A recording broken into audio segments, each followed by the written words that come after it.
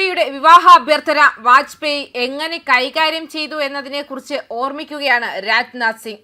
മാത്രമല്ല, രാഷ്ട്രത്തിന് പ്രചോദനം നൽകുന്നതാണ് അദ്ദേഹത്തിന്റെ ജീവിതവും പ്രത്യയശാസ്ത്രവുമെന്നും എടുത്തു പറയുകയും ചെയ്യുന്നുണ്ട്. പാകിസ്ഥാൻ സന്ദർശനത്തിനിടെ വിവാഹം കഴിക്കാൻ ആവശ്യപ്പെട്ട ഒരു സ്ത്രീക്ക് മുൻ പ്രധാനമന്ത്രി അടൽ ബിഹാരി വാജ്പേയി നൽകിയ മറുപടിയെക്കുറിച്ചുള്ള ഒരു അവിസ്മരണീയ കഥ ഓർമ്മിപ്പിക്കാൻ പ്രതിരോധ മന്ത്രി രാജ്നാഥ് സിംഗ്. മുൻ പ്രധാനമന്ത്രി വാജ്പേയിയുടെ 101ാം ജന്മവാർഷികമാണ് ഇന്ന്. 1924 ഗ്വാളിയോറിലാണ് വാജ്പേയി ജനിച്ചത്. അദ്ദേഹത്തിന്റെ ജന്മദിനം സർക്കാർ സദ്ഭരണ ദിനമായി ആചരിക്കുന്നുണ്ട്. പാകിസ്ഥാൻ സന്ദർശന വേളയിൽ അദ്ദേഹത്തിന്റെ പ്രസംഗത്തിൽ ആകൃഷ്ടയായ ഒരു സ്ത്രീ ചോദിച്ചു, "നീ എന്നെ വിവാഹം കഴിക്കുമോ? പകരം കാശ്മീർ തരുമോ? നിന്നെ വിവാഹം കഴിക്കാൻ ഞാൻ തയ്യാറാണ്, പക്ഷേ സ്ത്രീധനമായി എനിക്ക് പാകിസ്ഥാൻ വേണമെന്ന് അദ്ദേഹം പറഞ്ഞു. മികച്ച കവിയായിരുന്ന വാജ്പേയിയോടുള്ള ആദരസൂചകമായി കുമാർ വിശ്വാസ് നടത്തിയ ഏകാംഗ കവിതാ പാരായണത്തിൽ സിംഗ് പറഞ്ഞു, അടൽ ബിഹാരി വാജ്പേയിക്ക് അതിശയകരമായ നർമ്മബോധമുണ്ടായിരുന്നു. വാജ്പേയിയുടെ പ്രസംഗങ്ങളിലെ ഏറ്റവും പ്രശംസനീയമായ വശം തന്റെ രാഷ്ട്രീയ എതിരാളികളെ ആക്രമിക്കുമ്പോഴും അദ്ദേഹം ഒരിക്കലും മാന്യതയുടെ അതിരുകൾ ലംഘിച്ചില്ല എന്നതാണെന്ന് അദ്ദേഹം പറഞ്ഞു. ഹിമാചൽ പ്രദേശിൽ നിന്നുള്ള ഒരു സംഭവം അനുസ്മരിച്ചുകൊണ്ട് അന്നത്തെ മുഖ്യമന്ത്രി വീരഭദ്ര സിംഗിന്റെ സാന്നിധ്യത്തിൽ വാജ്പേയി അവിടുത്തെ മന്ത്രിമാർ ഭദ്ര ആയിരുന്നുവെന്നും വീരനല്ലെന്നും പറഞ്ഞതായി സിംഗ് പറഞ്ഞു. 1994-ൽ BJP വളർന്നുകൊണ്ടിരിക്കുമ്പോൾ നിരവധി പേർ അതിൽ ചേർന്നുകൊണ്ടിരുന്ന ഒരു സംഭവവും സിംഗ് അനുസ്മരിക്കുന്നു.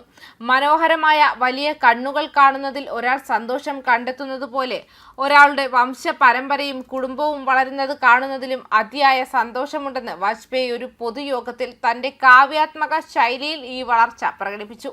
വാജ്പേയി ആ പരാമർശങ്ങൾ നടത്തിയപ്പോൾ താനും അദ്ദേഹത്തോടൊപ്പം ഉണ്ടായിരുന്നുവെന്നും അത് തനിക്ക് ലഭിച്ച വലിയ ഭാഗ്യമാണെന്നും സിംഗ് പറഞ്ഞു. ഇന്ത്യയുടെ രാഷ്ട്രീയ ചക്രവാളത്തിൽ വാജ്പേയി തിളങ്ങി നിൽക്കുമെന്നും അദ്ദേഹം പറഞ്ഞു. 1991 മുതൽ 2009 വരെ 5 തവണ വാജ്പേയി ലക്നൌവിലെ ലോക്സഭയിൽ പ്രതിനിധീകരിച്ചു. ഉന്നതിയിലെത്തുന്നതും ഒറ്റപ്പെടുന്നതും ഒന്നല്ല എന്ന ആശയം മുൻ പ്രധാനമന്ത്രി എപ്പോഴും മനസ്സിൽ സൂക്ഷിച്ചിരുന്നുവെന്നും സിംഗ് പറഞ്ഞു.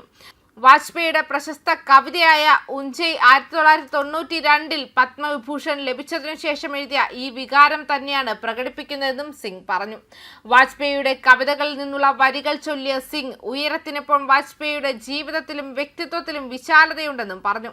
1998-ലെ ഒരു സംഭവം അനുസ്മരിച്ചുകൊണ്ട് സിംഗ് വാജ്പേയി അസുഖബാധിതനാണെന്നും ആശുപത്രിയിൽ ചികിത്സയിലായിരുന്നെന്നും ഒരു കവിത എഴുതി ധർമ്മയുഗത്തിൽ പ്രസിദ്ധീകരിക്കാൻ അയച്ചുവെന്നും പറഞ്ഞു. ആ വരികൾ കവിത എന്ന് വിളിക്കാൻ യോഗ്യമല്ലായിരിക്കാം, പക്ഷേ അത് തന്റെ ജീവിതത്തിന്റെ ഒരു രേഖയാണെന്ന് വാജ്പേയി എഡിറ്റർക്ക് എഴുതിയിരുന്നുവെന്നും സിംഗ് പറഞ്ഞിട്ടുണ്ട്.